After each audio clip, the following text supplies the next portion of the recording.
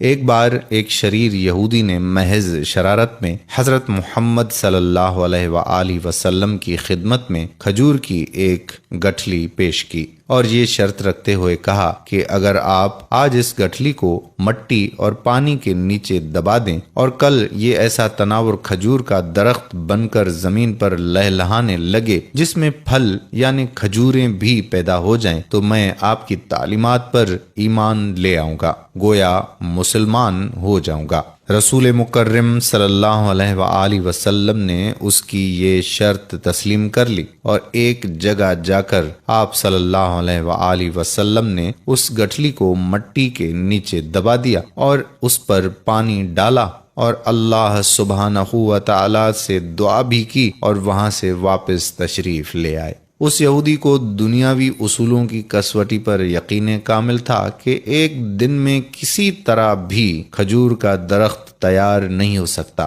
لیکن رسول مکرم صلی اللہ علیہ وآلہ وسلم کی ذات اقدس کی روحانیت اور آپ کا اعتماد اس کے دل میں کھٹک اور خدشہ ضرور پیدا کر رہا تھا کہ کہیں کل ایسا ہو ہی نہ جائے کہ کھجور کا درخت اگ جائے اور اسے ایمان لانا پڑ جائے۔ اس نے اپنے اس وسوسے کو دور کرنے کے لیے پھر دنیاوی اصولوں کی مدد لی اور شام کو اس مقام پر جا کر جہاں کھجور کی گٹھلی آقا دو جہاں صلی اللہ علیہ وآلہ وسلم نے بوئی تھی اس کو وہاں سے نکال لیا اور خوش خوش واپس آ گیا کہ اب کھجور کا نکلنا تو درکنار، کھجور کے درخت کا نکلنا ہی محال ہے، لیکن وہ نہیں جانتا تھا کہ جب معاملہ اللہ سبحانہ و تعالی اور اس کے رسول صلی اللہ علیہ وآلہ وسلم کے درمیان ہو تو دنیاوی اسباب بے معنی ہو جاتے ہیں۔ اگلے دن آقا دو جہاں صلی اللہ علیہ وآلہ وسلم اور یہودی مقام مقررہ پر پہنچے تو وہ یہودی یہ دیکھ کر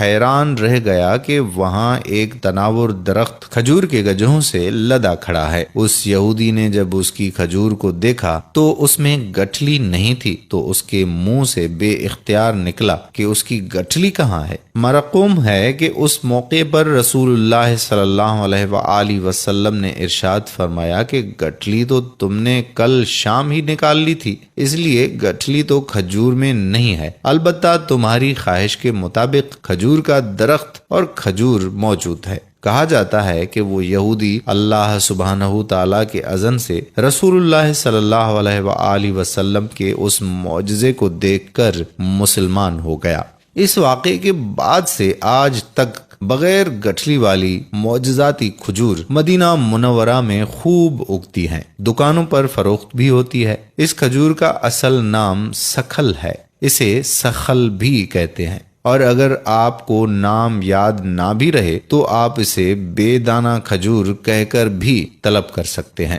اب بہت زیادہ علم رکھنے والے بالخصوص باٹنی یعنی نباتیات کے ماہرین یہ بھی پوچھیں گے کہ جب سکھل کھجور میں گٹھلی نہیں تو اس کی مزید کاشت 1400 سال سے کیسے ہو رہی ہے، تو بتانے والوں نے بتایا ہے کہ اس کے سوکھے پتے کھجور کے باغوں میں مٹی میں مدغم ہو کر نئے پودوں کی بنیاد بن جاتے ہیں۔ دوستو، آپ صلی اللہ علیہ وآلہ وسلم کی پیدائش کا دین پیش ہے اور کچھ نہیں تو کم از کم ایک بار آپ صلی اللہ علیہ وآلہ وسلم پر درود پاک کا تحفہ بھیج کر شیئر کر دیں۔ جب تک یہ ویڈیو شیئر ہوتی رہے گی آپ صلی اللہ علیہ وآلہ وسلم پر لاکھوں کروڑوں درود و سلام کے تحفے پہنچتے رہیں گے، اور ہماری وجہ سے کوئی آگے شیئر کر دے گا تو یقین کیجئے کہ ہماری بھی بخشش کا یہ سبب بنے گا۔ دعا ہے کہ اللہ پاک ہمیں حضور پاک صلی اللہ علیہ وآلہ وسلم سے سچی پکی محبت عطا فرمائے اور دین کے کاموں میں بڑھ چڑھ کر